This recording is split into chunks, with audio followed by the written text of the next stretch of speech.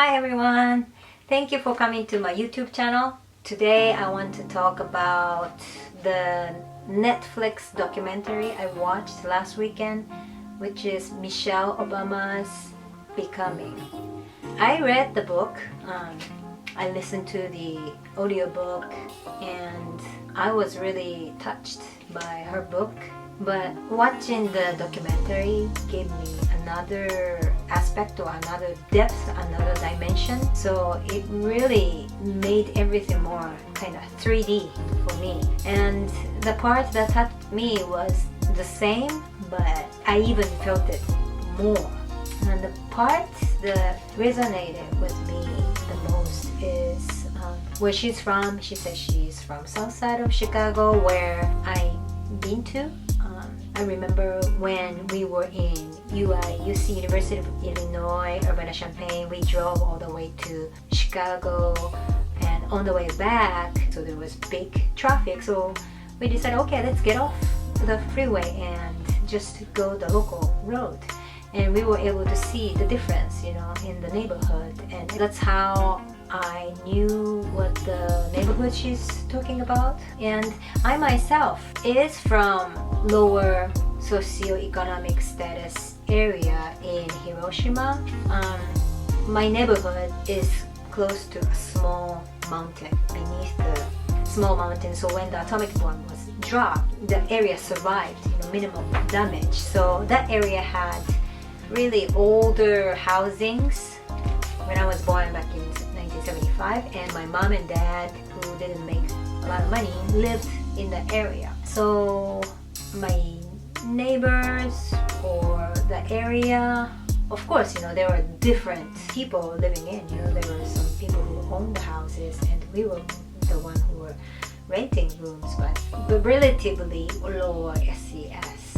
So there was no one who I knew, at least, who studied abroad, or my mom and dad didn't go to college, so there was not so much of role models who got educated. So what I'm trying to say is the part that resonated with me the most with her book is she said, when she mentioned that her academic counselor said, when she said she's thinking about going to Princeton, she was told that she's not Princeton material, but she didn't believe that, and she go ahead and pursued her dream. Yeah, that resonated with me because I think I was more like her counselor. I was telling myself that something is difficult for me, or something wouldn't happen to me because of my background, or I'm not whatever material. So for example, I graduated from American University, but when I was applying for graduate school, I wasn't sure if I could go to graduate school. I wasn't sure if I was graduate school material. Although my undergrad GPA was 3.71 and my TOEFL score was high enough back then, 600 points, and GPA was good, but I still thought graduate school was somewhere that people who are super intelligent will go, and I didn't have anyone who went to graduate school in my family, or I didn't really meet anyone who's been to graduate school in my personal circle, except for my professors. So I thought that was something super special and some different world from my world. But that was when I met my ex-husband and we were dating, and he was from professor family, and everybody in his family went to graduate school. So he was saying, hey, you have a great GPA and your English is great. I'm sure if you apply several schools, you're gonna get accepted somewhere. I didn't believe that at all at the beginning. No, graduate school? I don't know anything. Yeah, I wanted to do either linguistics or psychology, but in order to write my statement of purpose, why do I want to go? I couldn't explain because I don't know anything special about any topic. And I remember my ex-husband saying, hey, you don't know, that's why you go to graduate school. If you know anything perfectly, then you don't need to go to graduate school. That makes sense. sense too. So, like I said, watching this becoming and the importance of, first of all, someone encouraging you to believe in yourself is so important for having role model. And of course, it's unbelievable if somebody tells you you cannot do something or you're not whatever material. And I am so amazed that she herself didn't listen to that counselor's voice, but kept working hard to go to the place, and she did. In my case, I couldn't tell myself until people around me told me enough that, so many times that I can do that. So I really feel it is important how we talk to ourselves and how we make our own choices in our own lives.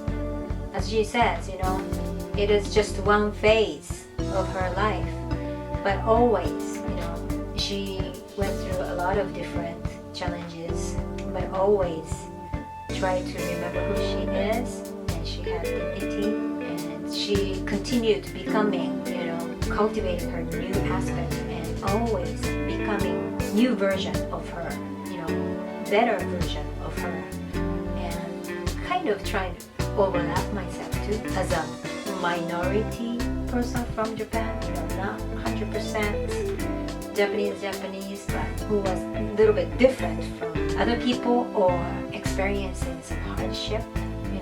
I admire her for striving and always sticking to her own self-belief in herself and achieving something. But that's not the end.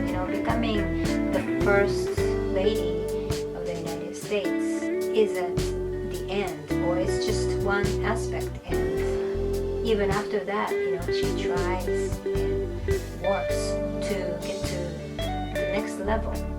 So I was very inspired by that, and I am proud of what I have, my background, and I am so happy that I was able to maximize and leverage my background. Grew up in a poor and violent family and mixed heritage, but I learned a lot from that, and now I am working globally. I'm working with global leaders who are very competent, and I can talk about different culture with them, how to make the workplace better with them, how to bridge East Asian cultures and Western cultures. So looking back where I was in my life and where I am now, I'm really thankful, and I am still feel like I'm always becoming better version of me, and I am happy where I am right now, but at the same time I really look forward to who I am becoming right now. And one of the things that my unconscious self told myself was, yeah, Tomomi, you are master's degree material, but maybe not PhD material. And back then I was telling myself, yeah, your husband, which is my ex-husband, it's important for your husband to get his PhD first, and you can work on your PhD later. So that was kind of my deep belief that I should let him do that first. But right now I really feel that it doesn't matter who does that first, but if that's something I really wanted to do, I should have done it. And so I feel the next stage for me, or something that's waiting for me, or someone that who I am becoming right now, could be working on my PhD. I don't know what the future is going to bring. I'm not saying that I have a clear plan right now, but that's one of the things that once I thought about, but I didn't really work on it and I didn't get it. So who knows, maybe that will be my next step of becoming new me.